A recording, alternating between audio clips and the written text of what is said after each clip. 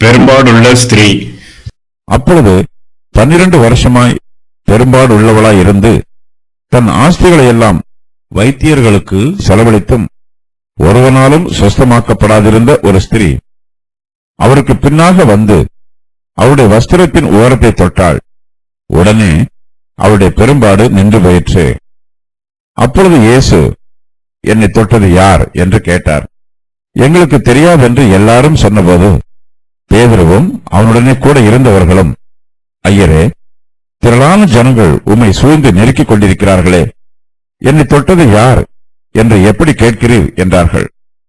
அதற்கு இயேசு, என்னிலிருந்து வல்லமை புறப்பட்டதை அறிந்திருக்கிறேன், ஆதலால் ஒருவர் என்னை தொட்டதுண்டு என்றார்.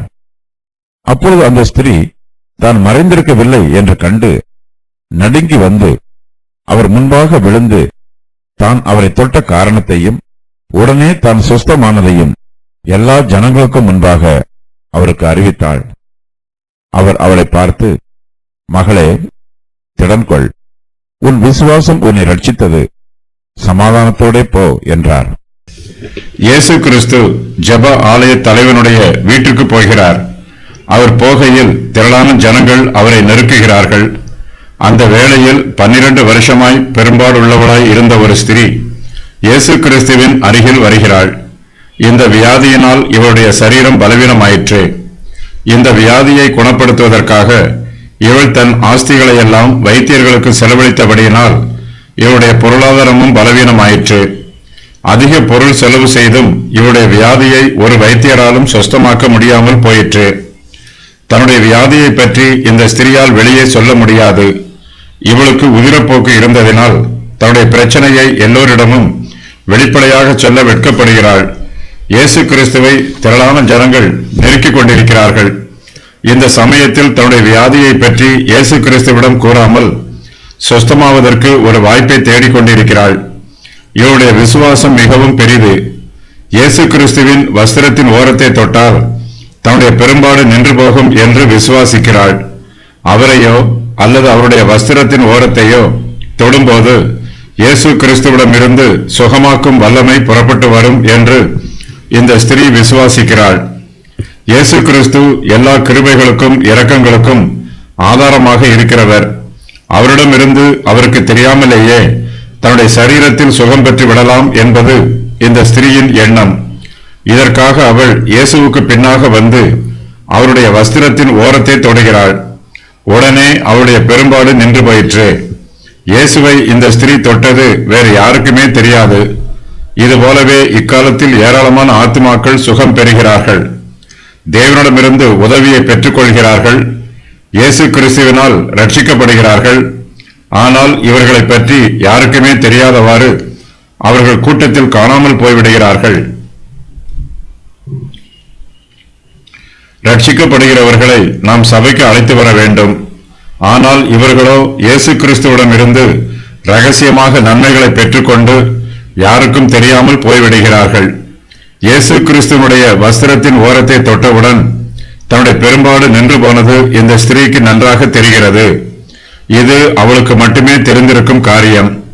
நாம் இயேசு கிறிஸ்துவிடம் வரும்போது நமது வியாதி எப்படிப்பட்டதாக இருந்தாலும் இயேசு கிறிஸ்துவின் குணமாக்கும் வல்லமை அதை சொஸ்தமாக்கும். ஜனக்கூட்டத்தில் இருந்த ஜனங்களுக்கு இயேசுவை தொட்டது யார் என்று தெரியாது. ஆனால் இயேசுவுக்கு தெரியாத காரியம் எதுவுமே இல்லை.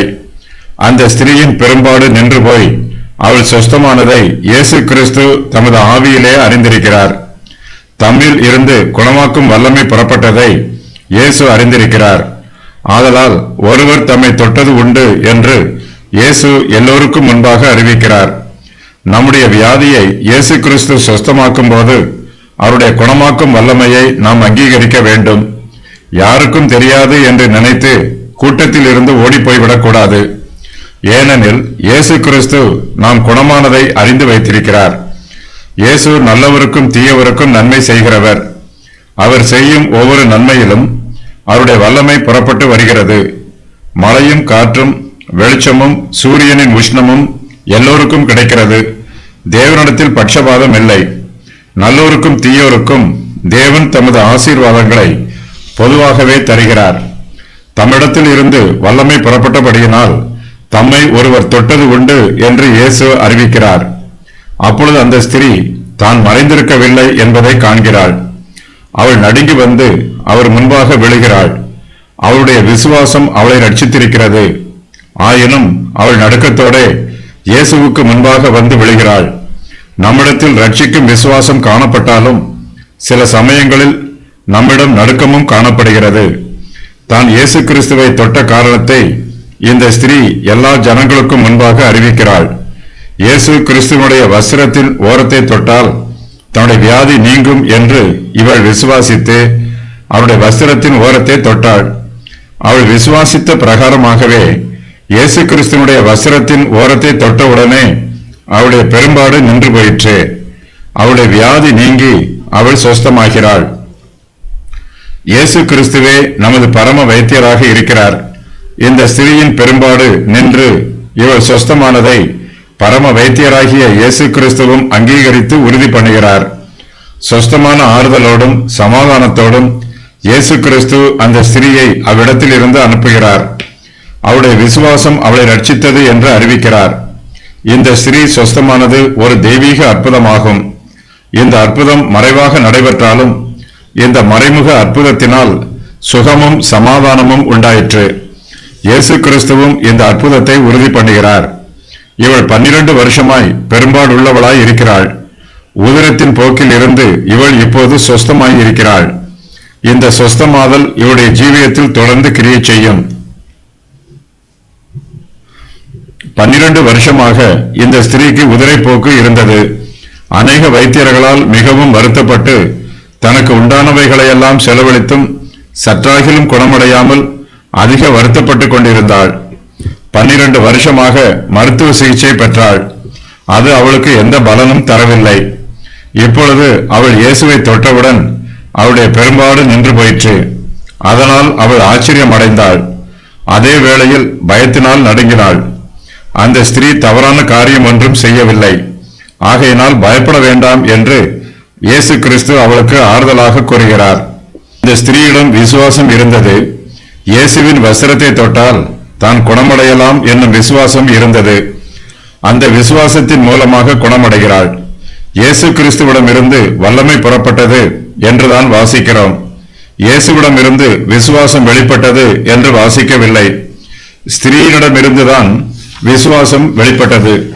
இக்காலத்தில் வியாதியஸ்தருக்காக ஜெபிக்கும் போது ஜெபிக்கும் ஊழியக்காரர் வரம் பெற்றவரா விசுவாசம் உள்ளவரா என்று அவருடைய விசுவாசத்தை நாம் பார்க்கிறோம்.